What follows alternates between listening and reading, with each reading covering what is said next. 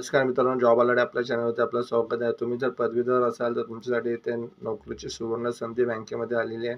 बँकेमध्ये नोकरी असणाऱ्या एकूण 1,500 पदासाठी भरती केली जाणार आहे. इंडियन बँकेमध्ये जॉब असणारे कोणत्याही शाखेचा पदवीधर इथे अप्लाय करू शकतो. भरतीबाबत आपण सविस्तर बघूया. Engagement of the apprentice under the apprentice act. Apprentice पदासाठी भरती केली जाणार आहे. टोटल वॅकन्सी असणाऱ्या 1,500 पदासाठी भरती केली जाणार आहे. The opening and closing date of online registration दिलेलं आहे. 10 जुलैपासून ॲप्लिकेशन चालू होत आहे. तर शेवटची तारीख आहे 31 जुलैपर्यंत तुम्ही इथे अप्लाय करू शकतात. त्याचबरोबर इथे स्टेट वाईड वॅकन्सी दिलेल्या आहे. वेगवेगळ्या राज्यामध्ये वेगवेगळ्या वॅकन्सी आहेत.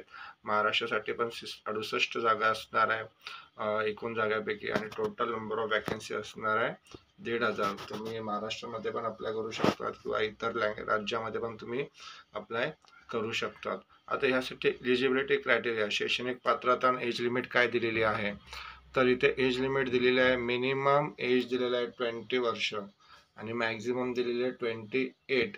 जनरल कॅटेगरीसाठी मिनिमम 20 आणि मॅक्झिमम 28 वर्ष वय दिलेलं आहे. शैक्षणिक पात्रता काय सांगितलेली आहे इथे, तर graduate degree in discipline from recognised university. कोणत्याही शाखेचा पदवीधर इथे अर्ज करू शकतो. पात्रता फक्त शैक्षणिक पात्रता ग्रॅज्युएशन असणं गरजेचं आहे. SC ST ना कॅन्डिडेटला वयामध्ये सवलत देण्यात आलेली आहे. जसे की SC ST ला 5 वर्ष वयात सवलत आहे. OBC ना 3 वर्ष आहे. PWD कॅन्डिडेटला 10 वर्ष इथे वयात सवलत देण्यात आलेली आहे. आता इथे तुम्हाला अर्ज कसा करायचा आहे, ॲप्लिकेशन फीस किती असणार आहे आणि एक्झाम पॅटर्न काय असणार आहे त्याबद्दल आपण सविस्तर जाणून घेऊया. तर पहिलं इथे तुम्हाला सांगितलेलं आहे की अर्ज कसा करायचा, selection process other conditions. Registration process दिलेला काय असणार आहे, तर रजिस्ट्रेशन प्रोसेसमध्ये इथे सांगितलेलं candidate need to register himself or herself on the apprentice पोर्टलवरती तुम्हाला इथे nats.education.gov.in याच्यावरती तुम्हाला अप्लाय करायचं आहे. बँकेच्या साईटवरती अप्लाय करण्याच्या अगोदर before applying for apprentice in the bank candidate तुम्हाला ह्या साईटवरती पहिलं रजिस्ट्रेशन करणं गरजेचं आहे.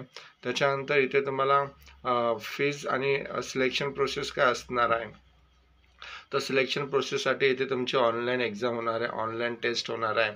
तर online written objective type taste.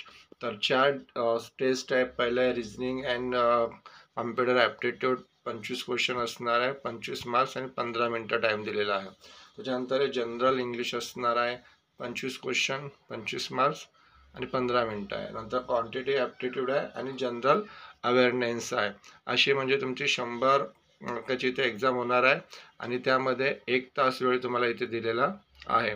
त्याचबरोबर इथे त्यांनी सांगितलेलं आहे the test will be conduct in major regional language, म्हणजे प्रादेशिक भाषामध्ये पण ही परीक्षा होईल.